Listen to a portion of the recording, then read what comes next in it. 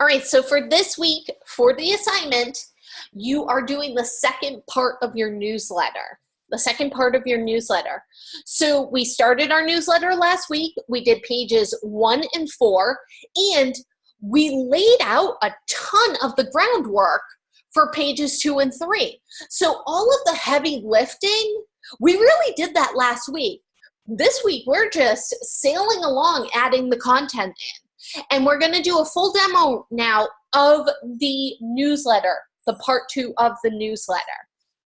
So again, you're in the home stretch this week. If you had anything that needed to be fixed, or if you're not sure if you had anything that needed to be fixed, please make sure that you go into the gradebook and you look over my comments. If you had stuff that needed to be fixed, I actually, this weekend, I tried to make quick videos for everyone where I fixed your actual file for you, so that way you could work along. I wasn't doing them on my laptop, which has my microphone. I was working on my big computer, which doesn't have a microphone, but just goes a little bit quicker, especially for that grading. So there isn't any sound. But I think you should be able to see where I'm clicking, see what the fixes are, and compare that with my notes. And if you do have any questions or concerns, you can go back to that video in the announcements that showed the full demo for week 3 to kind of, just kind of fast forward to the part that needed to be fixed and watch that again with the sound. So for this week, here's our prompt. First things first, you're going to duplicate the file that you created for week 3 and rename it for this week. Then we're going to make those changes or revisions that I suggested in the critique. So that way the file is good to go when we start working on the parts that we're going to put into week 4. You're going to make sure that you have the articles and photographs. If you downloaded everything and kind of separated it out for week 4, you should be all set. Remember how last week I was showing you taking all of the articles and the photos that we needed for week 3, and I put them into a week 3 folder? This is all that's left for week 4. So you should be good to go. Make sure that you use all the text that's provided. Make sure you use all the photos that are provided. If you need to adjust your style sheets when you're adding in elements, you can, but make sure the changes are within the style sheets themselves. So if you need something bold, remember you can make a character style and make just that part bold. You're encouraged to follow the general layout. Just follow the general layout, because we need to remake this, and it's so much easier to just follow along with the instructions. If you don't follow the general layout, but you have all of these specifications that you need to follow, it's actually a lot harder to put this together. Make sure that you have a high-res PDF. It does not need to have bleeds. Make sure that you zip the folder after you've packaged it. All right, so let me open up my file that I was working on last week. And there were a couple of things that I think people had some trouble with. So I'm just gonna start from our first instruction in our prompt, duplicating the file, and I'm gonna show you quickly how to do that. All I'm gonna open up is my InDesign file from my package folder that I uploaded. And I'm gonna do a file, save as. I'm going to go over into my DES 105 folder, find my week 4, and you'll notice I have an old assignment folder here. It might be empty. Oh, it is empty. All right. I already cleared it out. I was just way ahead of the game, this mod. I'm going where it says assignment 3, I'm just going to name it assignment 4 and put it right in that assignment folder. If you don't have an assignment folder created, you can just click new folder and name it assignment. It just keeps everything nice and together for you. And click save. All right, some of the things that I noticed that people were having trouble with was they did not have their baseline grid set up correctly. So the body copy was not attaching itself to the grid correctly. So let's take a look at that. Let's go into InDesign preferences and go over to grids. It should be start at 0 and then relative to top margin with an increment every 15 points. If you are having trouble seeing your grid, change the view threshold to 65%, and you might even want to change the color of your grid. And then unclick grids in back and hit OK. That will change that for you. Now, some people did not have their folio set up in the master, so it wasn't showing up correctly. So I am going to show you a quick way to fix that. Don't pay attention to what I'm doing right now. So if you did not have it set up correctly, if you had it set up, let's say on page 1, which now I don't have it set up in the master page, I have it set up on page 1. I'm going to grab the line, holding down Shift, click on Student Matters, and click on the date, and I'm gonna hit Command X, or you can go up to Edit, Cut, because you want to take it off this page. And you're going to double click on the master page, and what you would do is you would paste it in here where it belongs. Then go over to this page, and we're just swapping the location, remember? But we're putting the page number first. Now, there is a specific way to set this up for page numbers. If you see anything other than the letter A here, it's not actually the real letter A. It's a placeholder. You need to add in that placeholder manually. So I'm going to show you one more time how to do that. I'm just selecting that letter A. You go up to Type. You go all the way down to Insert Special Character. Go over to Markers and Current Page Number. And the reason why there's an A right there is because this is Master Page A. So the current page number right now is A. So make sure you have that set up this way. And then double click to get back. So I'm just gonna apply that right back in. So your master page A should be applied to page 1, page 2, and page 3. Page 4 should not have a master page applied to it. So you can either right click and override all master page items and then delete them. It's kind of a whole thing. Or you can just grab the none and drop it on page 4. Now, some people were having an issue with applying their paragraph styles to the text. If something was set up incorrectly the first time and they couldn't get those paragraph styles to show up correctly, what you need to do is you need to select your text, right click or control click on your paragraph style, and let me just set it up wrong. So I can click on body, and then it'll say apply body with override. Sometimes that happens. There's something that needs to be overridden. Let me see if I can just open up another file that I think I might still have on my machine. Someone might have done. I think I deleted them all. I might have trashed them all just to get them out of here. But yeah, if you're having any trouble getting them to override, just let me know. You can come into my Zoom room and I'll take a look. The other thing I noticed was people are still missing these tabs down here.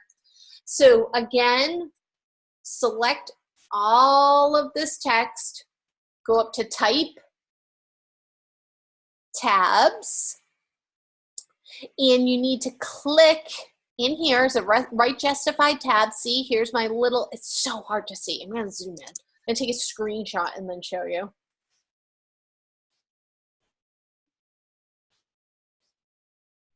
So see that little arrow right there? You need to click on the area in between the ruler and the darker of the lines. I know, so why make it so unbelievably difficult to see? And then you're going to put in a period for the leader. So if you have too many like little ticks here, what you can do is clear them all and it'll make you start over. So click right justified tab, click and drag where you want it to go, and then type in that period where it says leader, and it'll add them in. Really, really easy. Oh, here we go. Overrides. So because I just did this, my body copy has changed. What I would need to do, and this is what I was trying to show you, you would want to apply body clear overrides. That's something that if you can't get that copy to or that paragraph style to attach, it might be that there's some weird override that's happening that you need to clear out. So I saw that in a couple of people's instances. Another thing would be page 4. Make sure that you don't have your original still placed right there. A couple of people did, and when you turned off the original, the graduation ad went away. The graduation ad is its own piece of artwork. It's a PDF, so you can do a file, place, and just grab that graduation, which is spelled wrong, by the way, PDF, and place it in there. It's kind of funny, in a way, when you think about it. All right, so once you do all of your changes, those seem to be the things that I noticed the most. Save your file, and we'll get started on the week 4 stuff. So again, you've already renamed it to week 4, so now we can just get started on week 4. All right, I'm going to turn on the originals again. And last week, I had placed pages 2 and 3, but if you did not do that, I'm going to show you again how to do that. So that way we can all get started on the same page here. Page 2. Just gonna get that guy out of the way. So I'm gonna lock my working layer and my rectangles layer for now, just so I can place my originals on that correct layer. So for this, you could draw a rectangle, but where we're placing these PDF files and they're kind of weird, they're not like, they don't crop correctly, it's sometimes easier to just place them by just going file place. And I'm going to grab NL Mockup, which I had in week 3, and I need to say show import options because I need to be able to manually get over to page 2 and manually get over to page 3 and hit open. So this is the preview it's going to show me. So if I tick the little right arrow here, I can get to page 2 because that's the page that I need to place first. And just hit OK. Click it. And this is where having that folio set up first helps you out because you can see where you gotta place it. There we go. Perfect. And then we're gonna do the same thing on page 4. File, place, grabbing that same NL mockup, hit open. We're going to go all the way over to page 3, not page 4. Click OK. And again, just manually move it where it needs to go. Looking good. And then once you have it all placed and everything looks good, just lock that originals layer, and you can make sure that you're working on your working layer and your rectangles layer. So what I like to do is I like to get those rectangles set up first, just so they're in the background and I don't forget to do them. And then turn off my originals, make my PDF, and then it's a big blank space there because I never did that rectangle. So I'm gonna unlock my rectangles layer. Now, you'll notice the color scheme for this rectangle on page 3 is actually the same color scheme as the rectangle that we created on week 1. So what the easiest thing might be to do is just click on the rectangle in week 1, do an edit copy, go down, you can go in the pages and just double click page 3, and you can do an edit, paste in place if you want. It kind of gets it somewhat where you need to be. Zoom in. And yes, I like to get extremely particular and make sure it's exactly where it needs to be.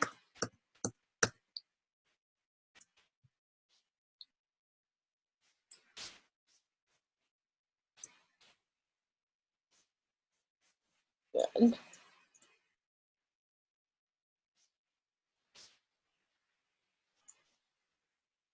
There we go.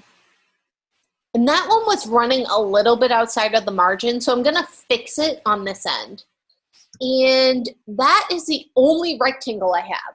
So what I'm gonna do is I'm gonna lock this rectangles layer, and then I'm gonna turn off the eye so that way I can still see what's gonna go on top of it. And then I'll unlock my working layer. And then another thing that I like to do, again, is I like to get the images in first. So that way I can see how the text is gonna flow around those images. So for these ones, you are gonna wanna use the rectangle frame tool and draw out that bounding box. So that way you can see the exact size that you need those pictures to be. And I'm just gonna close up my layers and my pages for a second. Give me a little bit more viewable room. And again, make sure you're using the rectangle frame tool, the one with the X in the middle. And we'll just draw the first rectangle. Go in and draw the next one. Draw this one over here. And draw this one right here. Perfect. So I've got all 4 of my images. I'm going to go back to my black arrow tool, my direct select tool. I'm going to click on the first one, and I'm going to do a file place. And this time I'm going to have to move over into that week 4 folder that I made. And this is the study time 1 image. I'm going to uncheck show import options because I don't really need to see a preview. There's not multiple pages this time. And I'll click open. And you can see this image is way bigger than the size I need it to be. So I need to go to object, fitting, and I want to fill the frame proportionally. That frame I just drew. There we go. Oh, and hold on. Let me go to my links. Study time 1. This is still RGB. I forgot to change that. Now this is one little trick that I haven't shown you guys, I don't think. So let's say that you forgot to do this and you're like, oh, I gotta go back into the Finder and open up all these Finder windows and find where I saved it. I know I just imported it from somewhere, but I'm not exactly sure where it is. No, you don't. That's a good thing about InDesign. You can click right in the links panel and see this little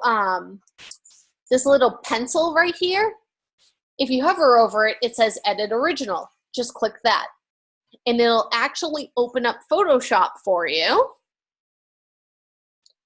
So that way, you can fix it, save it, and get right back into InDesign.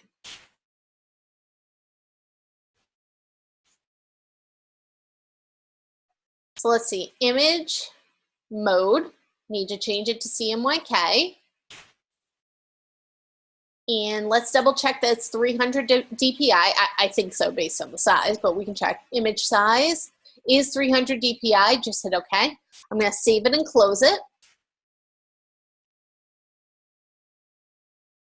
And going back into InDesign, it updated it for me right in there. I don't even need to replace it. It totally updates it for me. So I'm gonna place the rest of them this way and fix them through InDesign. So this one would be study time 2. I'm going to do a file place.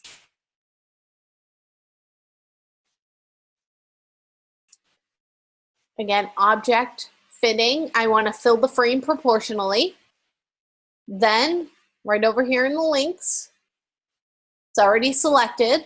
I'm just going to go to the Edit Original, Image, Mode, CMYK. Image size, that one's already 300 dpi as well. So I'll save it and close it.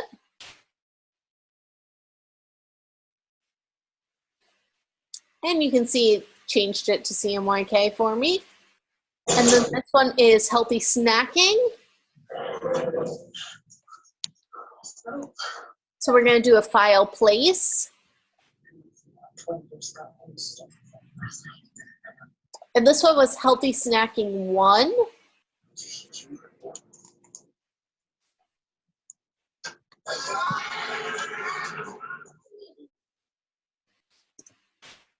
And the same thing, I'm going to go to object, fitting, and I want to fill the frame proportionally. There it is. Move it over so you can see it a little bit better. Hit the little pencil. Go to image mode, CMYK. Now, what didn't you know you were supposed to do? I just saw that in the chat, but I want to make sure that oh, CMYK. All right, that's the reason why we're changing it to CMYK is because this newsletter is going to be a printed piece. So anytime that you're working with something that's a printed piece and it's going to go to a press, you want to change your images to CMYK so that way they'll separate correctly on the press. It seems a little bit silly, you know, like, oh, does it really matter? But I can tell you out in the field, it really, really does matter because things that aren't sent to press correctly, they can incur a charge, which as a graphic designer, if you did it wrong, your client might say, well, that was on you. You did it wrong. You were supposed to know how to do it, and they might take it out of the money that they owe you. The other reason why is if you, I think that, you know, I was saying this in my class last week, but if you end up with a cranky pressman, which not for nothing, there's a lot of cranky pressmen out there. It always used to crack me up when I worked at this place called Super Coops. I worked with a lot of pressmen and they were all cranky and they all made like 3 times as much money as us. And I used to be like, what are you so cranky about? You guys are making bank back here and you're playing with paint all day. And one of them just started cracking up laughing. I was like, see, there's a smile. You know it's true. So, yeah, but there's actually an Instagram account, I believe, that you can follow that's called The Cranky Pressman. And it's so funny. So they know they're cranky. But if the plates come out, and there's supposed to be a cyan plate, a magenta plate, a yellow plate, and a black plate that goes to press. All right, so those 4 plates come out of the pre-press machine. What will happen is the pictures that are RGB, they're going to shoot out a red plate, a green plate, and a blue plate. And if you have a pre-press operator who doesn't notice that this image right here shot out as RGB, they might just grab the 4 plates, the CM, Y, and K plates, send them to the press, and this image is going to be blank. So you don't want to run the risk of that happening, that somebody's not going to catch it at the press stage, and your newsletter could ultimately print with a picture missing. So that's one of the reasons why you want to make sure whenever you're working in anything press related that you're changing the images to CMYK. It's just a good practice to get yourself into. So that way you're used to doing it when you get out in the field. All right, so I'm going to place that last image, that last healthy snacking image, which would be healthy snacking 2. And again, we'll do object, fitting, fill frame proportionally. I'm going to click on the pencil. And as you can see, it only takes a few seconds to change it from RGB to CMYK. Even with my slow computer today. This poor thing. My husband actually said this weekend, he goes, so how much longer do you think you have with that? I said, I don't know. He's like, yeah, getting you a new computer is not really in our budget right now. I was like, I am well aware. All right, so I place those images. I'm going to save. Save and save often, right? Especially if your InDesign's being cranky, or if your Adobe in general or your computer's being cranky. Sometimes it's, you know, it's just my computer. Just over here, being cranky. All right, so now I've got all of my images placed. I have my rectangle there. And if you want to make sure that everything, your layers are set up correctly, what you can do is just turn on the rectangles layer really quick so you can see that your rectangle is behind your images. You have the things on the right layers. Makes it a little bit easier going forward. All right, next thing that I'm gonna do is I'm gonna set up all of my text boxes for myself, because then all I have to do is bring my text in and place it and add in, you know, attach the styles to it, and then there it is.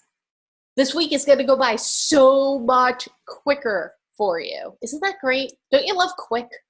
I do. All right, so I'm going to draw the first one. I'm going to draw it 3 across, and then these are going to be set up a little bit differently, and I'll show you why. So 1. Here's another little trick. If you want, draw the first one. Go to your black arrow tool. Click on it. I'm going to turn on my keycaster for a second. I forgot to do that. I do apologize. I always like to run keycaster for you guys. All right, so I'm going to click and hold down Option and Shift and let go. And now I have 1, 2, 3, or you can just draw them. And then for this one, I'm just going to close it up because I want it to make sure that it goes around this image, and then it's going to link over into this column over here. So you can either make a copy, or I'd like to just start over fresh on a new page. And next text box. All right, now for these text boxes in here, they're set up a little bit differently. So what you can do is you can actually drop a ruler to just make it a little bit easier on yourself, because the background follows our grid that we have set up. It follows our columns, but our text boxes are going to be inset a little bit from the rectangle box, because it's really hard to read text when it butts up right against, right? So I'm gonna just kind of put in some text right here. See how it's kind of difficult to read when it butts up right against that? But if I move it over a little bit, it instantly becomes easier to read. So that's why we want to set it up that way. All right, so let's draw our first text box, or let's drag our ruler in from here. I like to just make sure right on the left-hand side of these bullets right here and drop it. And then I'm going to do the same thing over here, right on the left-hand side of that bullet. You'll notice that that bullet's running a little bit outside of the margin. So, and then probably equal distance over here. There we go. And I'm going to draw my first text box below this line right here, because sometimes that G, the descender on the G, might bump the text to a different line. So you want to give a little bit of breathing room at the bottom of your text box. And then I'm going to again select and draw my next text box right here, going a little bit past the margin. And I'll make a copy of this one. So I'm going to hold down Option and click.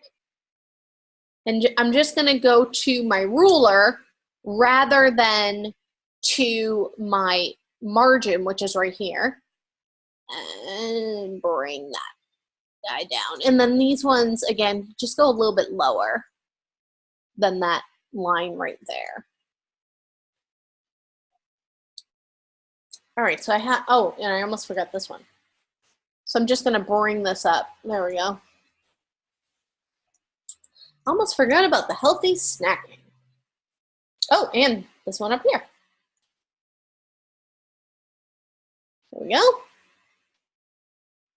right, perfect. So let's go and grab our text.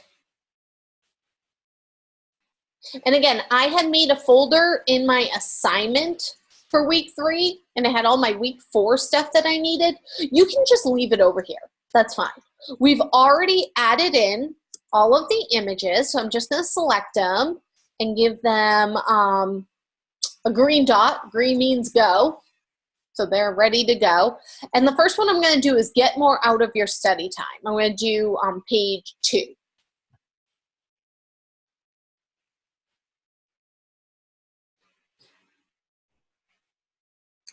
All right, so last week what I was showing you is what you can do if you want, if this makes it easier for you, is you can kind of get things ready to go in your Word file just so you have a visual. I like to have a visual when I'm kind of switching back and forth between the 2 screens as to what I'm looking at so I don't forget. So get out and get more out of your study time. That's our headline. So I just like to use the default Word like headlines that they have, again, just as a visual. And then your approach matters. I need that to be in one of those subheaders that I had made. So I'm just going to select it, and I'll do header 2 right there. And I'll just kind of make it bold. And then this is going to help you. Right here, these bullet points were set up in Word. Take them out because they're going to copy over, and you need to use the bullet points that you set up in your style. And it's going to add in 2 bullet points, and it's going to be kind of a big hot mess. So select it in Word, go up to where you can see the bullets, and just click on it to take them out. You can still see where they go because they're kind of like set in, but if you're afraid and you again, you need a visual, just like maybe make them italic or something so you know they're there. Then your environment matters. Again, that needs to be that subheader, so I like to just set it up that way so I can see it. Schedules matter is another one, and learnings matter. So again, heading 2 and learning matters. There we go. So again, I only do this so when I'm flipping back and forth between the screens, I have a visual of what needs to go where and what needs to be stylized as what when I get into InDesign. So the first thing I'm going to do is I'm going to grab and copy the get more out of your study time. Why isn't the keycaster working? Oh, there it is. So, oops, get more out. Copy, there we go.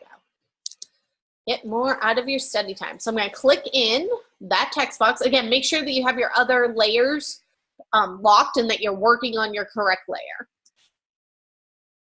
Really? InDesign? Hold on. Paste. There we go. I'm going to go into my paragraph styles, and this was a heading 1. So I'm going to make sure I set that as heading 1. And it might, again, it might be a little bit off from the one in the background, but that's fine. Next, I'm going to grab all of this text, all of it. And then once I put it into the first text box, I'll go through and link all of those text boxes together like we did last week on page 1. So let's grab everything.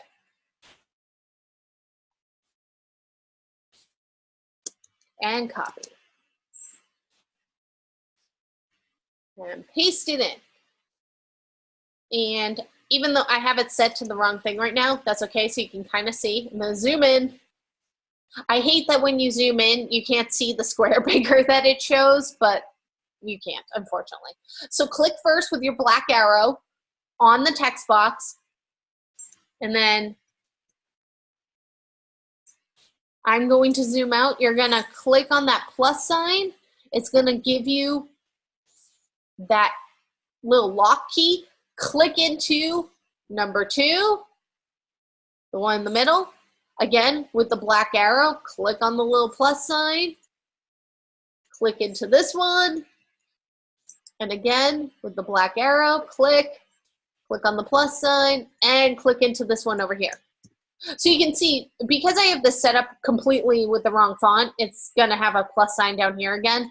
But now what I can do is I can just select all of my text, go up to my paragraph styles, change it to my body copy first. And I'm going to have to take in some of those manual returns. All right, when you tried to copy and paste it from Word to paste it as a picture, now did you paste into your text boxes, or did you not have a text box yet drawn? You have to paste into your text boxes.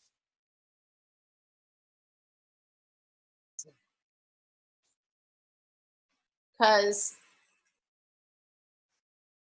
all right. See how that pasted it as a picture almost right there, but it's still text? I wasn't in my text box. I didn't have my actual text box selected with my cursor in the text box. So that's why it did it that way. But if you want, if you need to, after class, just stay for a minute. I can take a look at your file on your screen, and we can just double check that that might be what happened. No problem. All right, so like I said, there's going to be some extra returns here that we're going to need to take out.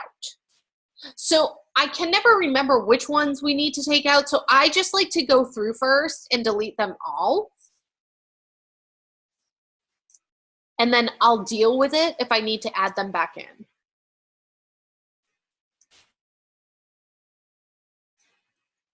I think there's like one return between each of them. Let's see.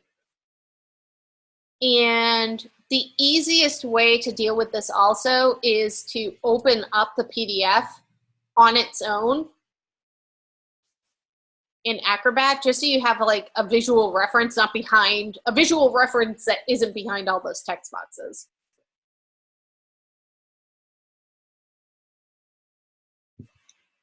So let's take a look. All right, so we need one return here, one there, kind of one there. Oh, but you'll notice they don't have these set up as a return. They have these set up differently. But we can still use a return. That's fine. All right, so I'm going to turn off my originals just because it's hard to see. And this came over with 2 returns, so I'm just going to add in the 1. And then after the word mindset, there's a return. After right here, there's a return. After about, there's a return. And then there's the returns right here. Okay. So let's look at this first paragraph. This first paragraph, you'll notice, has our drop cap. So we have to add in that drop cap paragraph style to just this paragraph right here. So go to paragraph styles, grab that drop cap. And again, if you're getting like a plus sign here and it's not adding it in for some reason, right click and do that apply drop cap clear overrides if you find that that's happening. Next, we have Your Approach Matters. That is red and bold. So that was our subheader that we set up. Then we have our bullet points here. That starts with those 3 bullet points. Remember, we took out the bullets in Word, so we could just add them in here from our style. So I'm going to click on bullet points. Next, we have Your Environment Matters. That's our subheader. And can't you just see like how so much quicker this goes together when you have those style sheets set up? Schedule matters. also a subheader, and learning matters is a subheader. All right, and you'll notice I'm kind of running off over here. So let's look at this. I might need to bring this up one line and maybe close this up with a line. Don't know why I have an extra. Close that up just a smidge. There we go.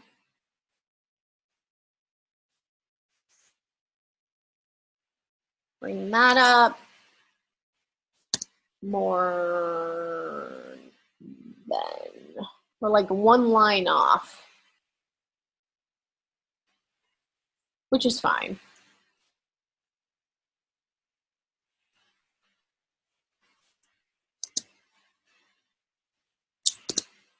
If you want to make it exactly, what you can do is come over to years and hit shift enter. That should have done it. It didn't though.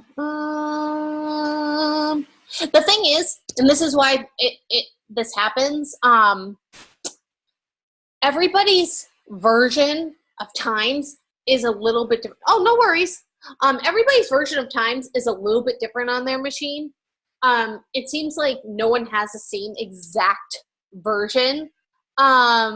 So because of that, you know, you're going to get different line lengths and things like that. So don't worry about that. I mean, you could go through and kind of manually adjust the rag here if you really wanted to, but you're fine. I can assure you that I am not going to be overly picky about this, and I'm pretty sure Jason isn't either. All right, so let's turn on the originals for a second so we can do our healthy snacking. So we're going to go over to Word. We'll just close out our study time. You can save it if you want to. We're going to open up from week 4 again, healthy snacking. So we finished study time, so we can make that one green. Look at that. We've got one thing left to do. All right, so I am going to grab healthy snacking and the stress is a key trigger, this whole thing right here, and bring it in. And yes, I could have done the hierarchy, but there's really only one thing that needs it in here, and it's the first style, which was the headline. So go to header 2, and it actually needs to be centered. So I'm going to override this one by centering it as a character style. So I'm going to do a new character style because I don't want to change my paragraph style. I'm just going to call it center. I'm going to go into basic character formats, advanced.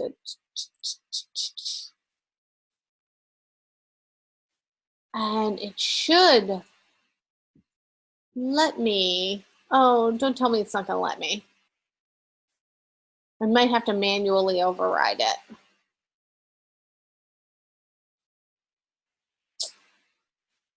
Oh, come on.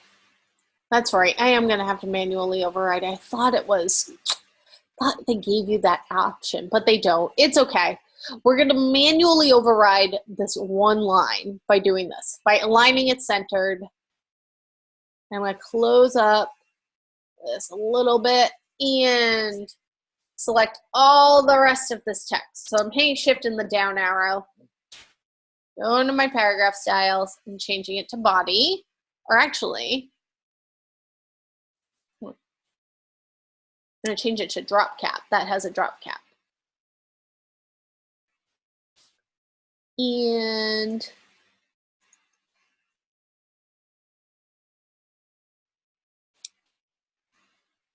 you can see that I don't have this page lined up correctly. I'm going to just turn off the original for a second.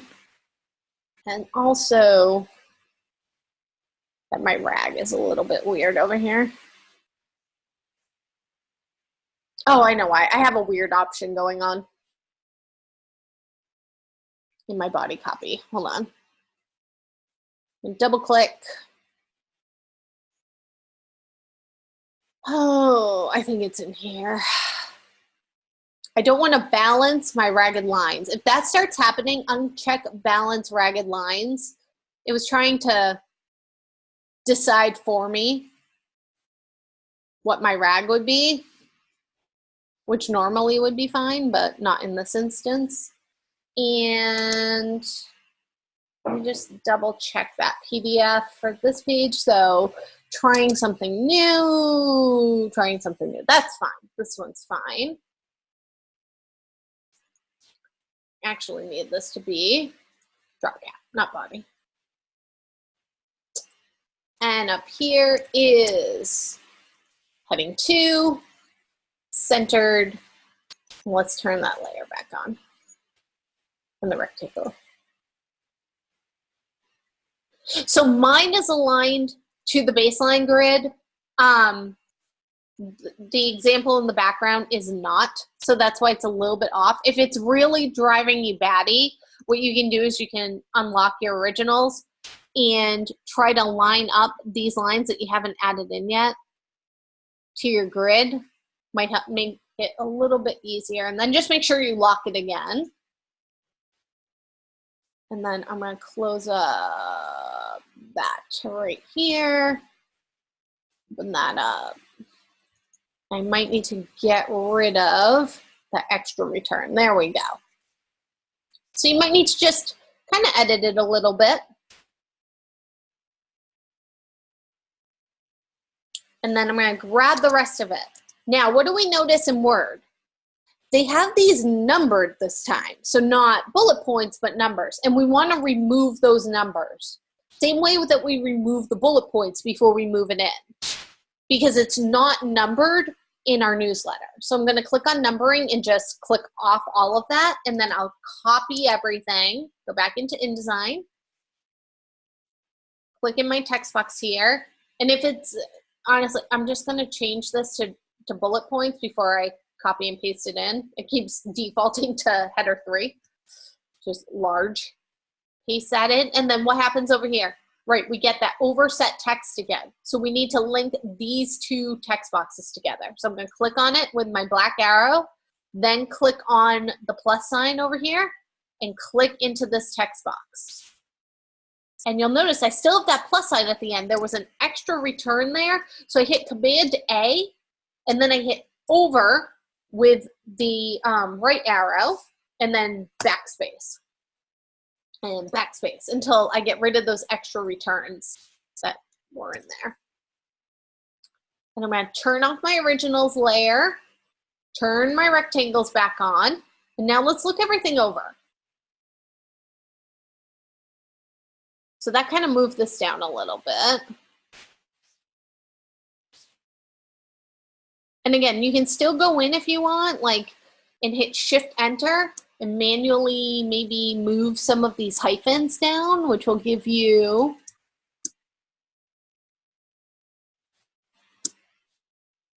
another line down here at least, just to balance it a little bit. Make sure everything looks good. So compare it, again, compare it to the original PDF.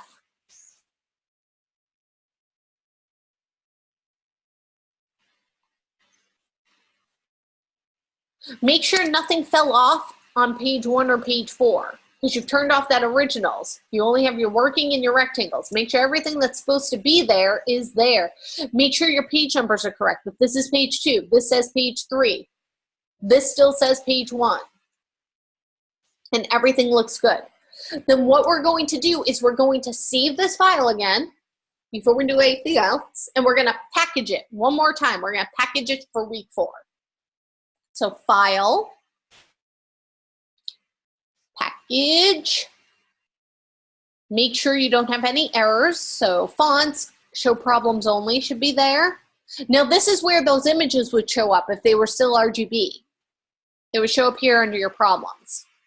Same thing if you have any swatches that are showing up RGB. And click Package. I'm going to navigate myself over into week 4. Into my assignment that I made, and I'm just going to put that assignment 4 folder in there, make sure that you select the PDF preset for high quality and click package and click OK.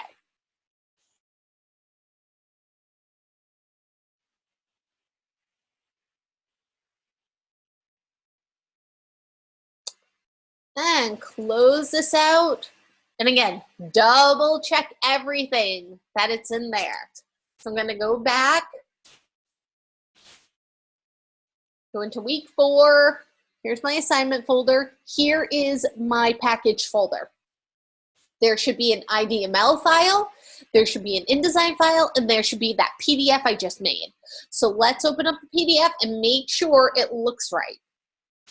Here we go. We've got page 1, page 2, page 3, page 4. So look everything over. Then you're going to zip the file. So again, if you have a mouse and it's a 2-button mouse, you can right click. If you only have a 1-button mouse or you don't have a mouse, click and hit Control at the same time. Go to compress. Zip that file, and you need to submit the zipped file. Right here. And don't be late. Please don't be late. Want everyone to pass this week. So that is how we put together the assignment for week 4. So again, we did so much of the legwork in week 3 that week 4 is just putting in that information. And this is where, again, those paragraph styles, setting things up with the master page, stuff like that. Next month, if you were going to go in and you were going to edit the newsletter, all you need to do is edit the master page, change it from July to August, change the content by just importing in the new Word files that, you know, whoever typed it up gave you, and adding, just applying those styles again. It really saves you work on things that you do over and over and over and over again. All right, so any questions before I end on the assignment for today?